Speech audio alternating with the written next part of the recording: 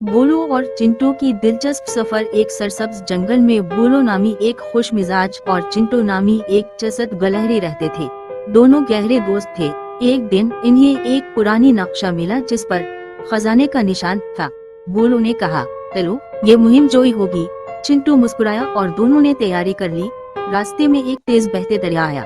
बोलो घबरा गया। मैं तीर नहीं सकता। चिंटू ने कहा, फिक्र न करो, वो देखो वहाँ बड़े पत्थर हैं, हम उन पर छलांग लगाते हैं। दोनों ने एक दूसरे का हाथ पकड़ा और दरिया पार कर लिया। फिर एक ऊंची चट्टान आई। चिंटू ने कहा, मैं चढ़ नहीं सकता। बोलो ने कहा, मेरे कंधे पर चढ़ जाओ, और यूं वो चट्टान पार कर गए। आखिरकार वो एक गार में पहुंचे जहां खजाना था, मुख्तलिफ फलों से भरा एक दरख्त। दोनों ने खुशी से खाया और साथी जानवरों के लिए भी फल इकट्ठे किए।